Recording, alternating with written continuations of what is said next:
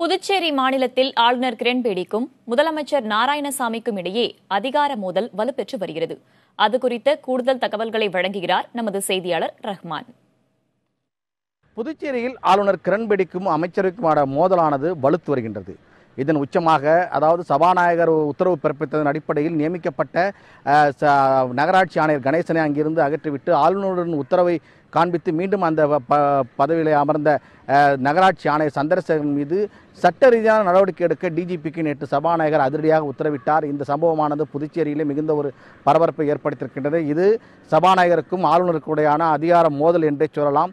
இந்த நிலையிலே தொடர்ந்து ஆளுநருக்கும் அமைச்சரவைக்குமான மோதல் போக்கு வலுத்து வரும் நிலையிலே அரசுடைய நிர்வாக நடவடிக்கையானது தொடர்ந்து முடங்கியிருக்கின்றன. ஏனென்றால் புதுச்சேரியானது யூனியன் பிரதேசம், எந்த உத்தரவானாலும் அதில் ஆளுநர் கையொப்பமிட வேண்டும் என்பது விதி.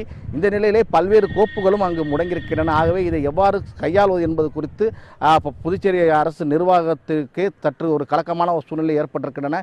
இந்த நிலையில் இதை எவ்வாறு சமாளிப்பது என்பது குறித்து நேற்று காங்கிரஸ் கட்சி நிர்வாகிகள், முதலமைச்சர், அமைச்சர்கள் உள்ளிட்டவர்கள் நேற்று மாலை கலந்து ஆலோசித்தார்கள். இதனைத் தொடர்ந்து உரிமை மீறல் குழுவும் நேற்று இரவு இது குறித்து விசாரித்தது, கூடி கலந்து ஆலோசித்தது. இந்த நிலையில் இன்று காலை காங்கிரஸ் கட்சியானது இந்த ஆளுநர் விவகாரம் குறித்து பேசுவதற்காக அனைத்து அரசியல் கட்சிகளுக்கும் அழைப்பு விடுத்திருக்கின்றன. இந்த கூட்டத்திலே அனைத்து அரசியல் கட்சியுடைய சட்டமன்ற உறுப்பினர்கள் மட்டுமல்லாமல் சட்டமன்றத்திலே இல்லாத அரசியல் கட்சி தலைவர்களையும் அழைத்திருக்கின்றார்கள். அந்த கூட்டத்திலே இது குறித்து கலந்து ஆலோசிக்க இருக்கின்றார்கள். இந்த நிலையிலே கடந்த 30ஆம் தேதி சட்டமன்ற கூட்டத்தொடரில் அந்த ஆணையருக்கு எதிராக கொண்டு வரப்பட்ட உரிமை மீறல் தொடர்பாக அவருக்கு உரிமை மீறல் குழு இன்று சம்மன் அனுப்பி இன்று மாலை அவரை வர சொல்லி அனுப்பியிருக்கின்றது. இந்த நிலையிலே நேற்று சபாநாயகர் உத்தரவு பிறப்பித்தபடி டிஜிபி என்ன மாதிரி நடவடிக்கை எடுப்பார் என்பதும், மேலும் இது குறித்து ஆளுநருடைய அடுத்த கட்ட நடவடிக்கை என்ன இருக்கும் என்பது குறித்தும் புதுச்சேரி அரசில் பரபரப்பாக எதிர்பார்க்கப்படுகின்றது. புதிய தலைமுறை செய்திக்காக ஒளிப்பதிவாளர் செய்தியுடன் புதுச்சேரியிலிருந்து ரகுமான்.